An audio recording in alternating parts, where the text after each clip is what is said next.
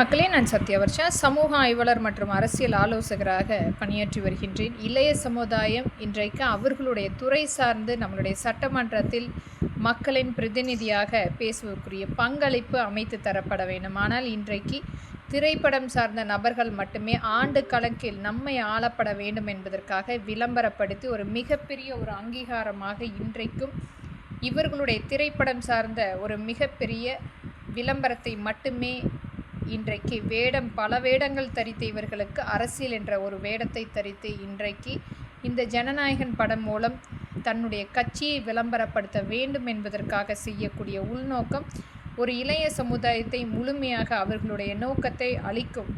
கண்டிப்பாக இது நம்மளுடைய அனைத்து மக்களின் சார்பாக ஒரு சாதாரணமாக கிடைக்கக்கூடிய மக்களுக்குரிய ஒரு ஜனநாயகம் என்பது அனைத்து மக்களுக்கும் ஒரு சமமான ஒரு பங்களிப்பு.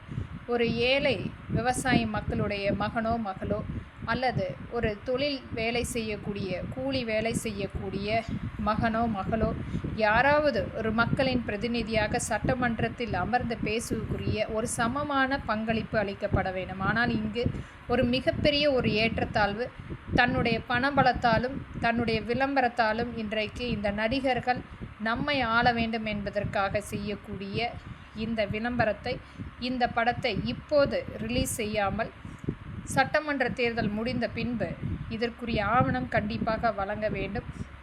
இந்த தீர்ப்பு என்பது இளைய சமுதாயத்துக்கு ஒரு மிகப்பெரிய ஒரு அங்கீகாரம். அவர்களும் சட்டமன்றத்தில் அமர்ந்து அவர்களுடைய துறை சார்ந்து பேசுவதற்குரிய ஒரு தீர்ப்பாக அமைக்கப்பட வேண்டும். ஒரு சமமான எல்லாத்துக்கும் ஒரு சமமான பங்களிப்பு கொடுக்கப்பட வேண்டும். ஆனால் இங்கு ஒரு மிகப்பெரிய ஒரு பணக்கார வர்க்கத்துக்கு மட்டுமே இன்றைக்கு மிகப்பெரிய ஒரு வாய்ப்பாக கிடைத்து கொண்டிருக்கிறது. தயவு செய்து இதை பரிசீலிக்கப்பட வேண்டும் என்பது மக்களின் எளிய மகளாக இங்கு பதிவிடுகின்றேன். நன்றி, வணக்கம்.